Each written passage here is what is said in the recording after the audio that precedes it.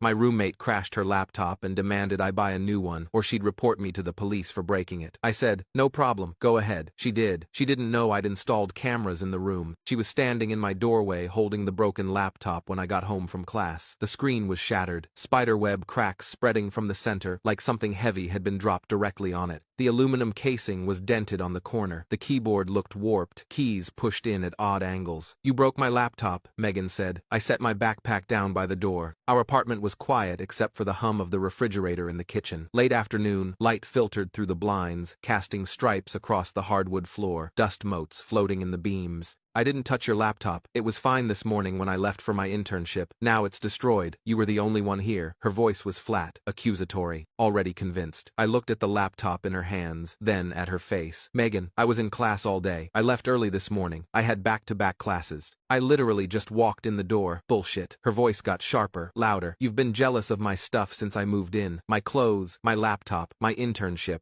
You finally did something about it. My stomach tightened. That's not true. I haven't. I don't care what excuses you have. You're buying me a new one. This was a $2,000 MacBook Pro. Top of the line. I need that money by Friday, or I'm reporting you to the police for property damage. The words hung in the air between us. Heavy. Threatening. You're threatening me? I'm giving you a choice. Pay up or deal with the cops. Your call. She turned and walked back to her room. Slammed the door hard enough to rattle the frame. I stood there in the hallway, hands shaking, throat tight, chest constricting. I hadn't touched her laptop, hadn't even been in her room. I avoided her room entirely. We weren't those kinds of roommates. We barely spoke most days. But she was going to report me anyway, frame me for something I didn't do. I went to my room, closed the door, sat on my bed, stared at the wall. My heart was pounding, my mind racing. $2,000. I didn't have $2,000. I was a college student, working part-time at a coffee shop. I barely made rent, and she knew that. Then I remembered something. 3 months ago, Megan had accused me of stealing her AirPods Pro, the expensive ones. She'd screamed at me in front of our other 2 roommates, who'd since moved out, called me a thief, threatened to kick me out, said she was calling the police. I'd looked everywhere, turned my room upside down, tried to prove I didn't have them. 2 weeks later, she found them, in her gym bag, tucked in a side pocket. She never apologized, just shrugged and said, "Oh, found them. No, sorry." No acknowledgement of what she'd put me through. After that, I'd gotten paranoid. Started locking my bedroom door even when I was home. Started wondering what she'd accuse me of next, what else she'd blame on me. So I'd done something. Something I'd felt guilty about at first, but now felt grateful for. I'd installed a small security camera in the living room, one of those cheap ones from Amazon, records to the cloud, motion activated. I'd put it on the bookshelf between 2 textbooks, angled toward the hallway and kitchen, just to protect myself, to have evidence if she accused me of something else. Then, a month ago, I'd added one more, a tiny motion-activated camera, disguised as a USB phone charger, one of those spy cameras. I'd left it plugged into an outlet on the kitchen counter, next to the coffee maker, looked completely normal. It had a perfect view of her bedroom door, and the kitchen, and part of the living room. I pulled out my phone, opened the security camera app, heart pounding, scrolled through the footage from today. Me leaving the apartment, backpack on, coffee thermos in hand, locking the door behind me. Later, Megan's bedroom door opens. She walks into the kitchen, makes coffee, scrolls on her phone, goes back to her room carrying her laptop and her coffee mug, and then her door opens again. She comes out, holding the laptop, looking at it, sets it on the kitchen counter, right in view of the camera. She picks up the laptop, looks around, checks her phone like she's timing something, then raises the laptop above her head, both hands, and slams it down on the granite counter, hard. The screen cracks audibly. I could see her flinch at the sound. She examines it, not satisfied. Does it again, harder. The casing dents. The keyboard buckles. She examines the damage, turns the laptop over, looks at it from different angles, nods to herself, satisfied, takes the laptop back to her room. Later, she leaves the apartment, gym bag over her shoulder. Laptop stays in her room. Then she comes back, goes straight to her room, waits. Then I come home. She immediately comes out holding the laptop. I watched the destruction footage 3 more times. She'd destroyed her own laptop, deliberately, methodically, then blamed me, waited for me to come home so she could accuse me. This wasn't an accident. This wasn't a mistake. This was a setup. For the next few days, I acted completely normal, avoided her as much as possible, went to class, came home late, studied in the library, said nothing about the laptop, Didn't engage. She kept pestering me. Texts every day. I'm serious about the money. Friday deadline. Don't think I'm joking. I have rights. Last chance. $2,000 by tomorrow or I'm calling the cops. You're going to regret ignoring me. I didn't respond to any of them. Just screenshotted each one, saved them. On Friday morning, I was making coffee when there was a knock at the door. Sharp, official, cop knock. I answered it. 2 police officers stood in the hallway, a man and a woman, both in uniform. The man was older, maybe 50. The woman was younger, early 30s. Are you Sarah Chen? The man asked. Yes, we received a report about damaged property. May we come in?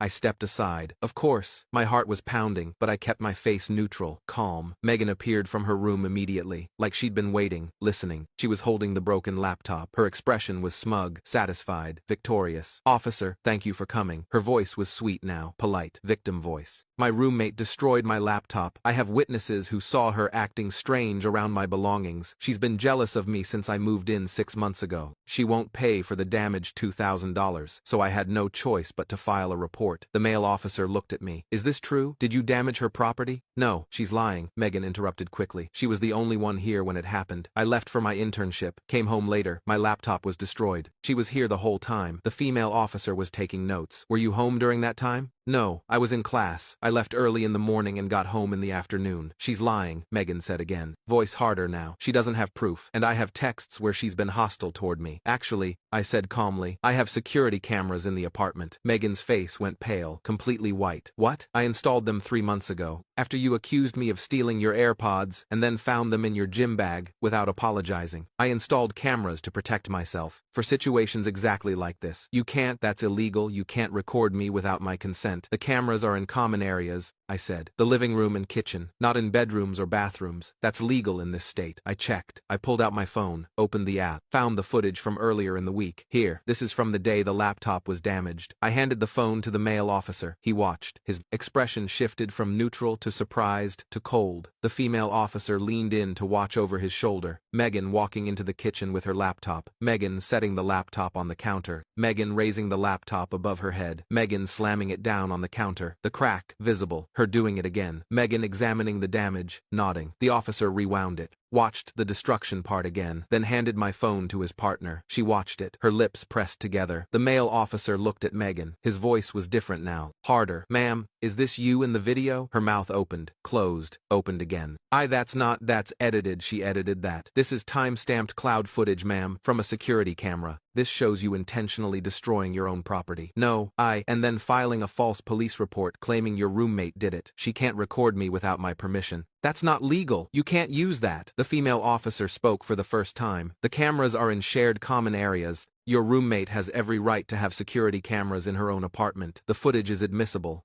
The male officer handed my phone back, looked at Megan with no sympathy. Ma'am, filing a false police report is a crime, a misdemeanor. You could be charged, you could face fines and potential jail time. Megan's face went from white to red. This is insane. I want to drop the complaint. Right now, I'm dropping it. Too late for that, ma'am. A report has been filed. We have to complete our investigation. And now we have evidence of filing a false report. The female officer pulled out a notepad, clicked her pen. We'll need to file a supplementary report about the false claim. What's your full legal name? Megan just stood there, frozen, the broken laptop still in her hands, like a prop, like evidence of her own crime. Ma'am, your full name? Megan Elizabeth Cooper. Date of birth? She gave it, stammered through it. Address? This address. Here. They asked more questions, about why she filed the report, about the laptop, about me, about our relationship as roommates. She stumbled through answers, tried to say she was confused, that it was an accident, that she dropped it and panicked and blamed me, that she didn't mean to file a false report. The officers didn't buy it. Their faces said everything. When they finished, the male officer turned to me. Miss Chen, you're free to go about your day. We may contact you if we need a formal statement. Please keep that footage saved. Download it. Back it up. We'll need it as evidence. I will. And for the record, you did nothing wrong. You protected yourself. Smart thinking. They left. Their footsteps fading down the hallway, the door closing with a soft click. Megan stood in the middle of the living room, holding her broken laptop, her hands shaking, her face blotchy, red and white in patches. The apartment was silent. You set me up, she whispered. No, you set yourself up. I just had cameras to prove it. I'm calling my dad. He's a lawyer. You're going to regret this. He'll sue you for illegal recording, for harassment, for call whoever you want. I have video evidence showing you destroying your own property and filing a false police report. Good luck explaining that to your lawyer, Dad. I picked up my backpack, walked toward my room. Behind me,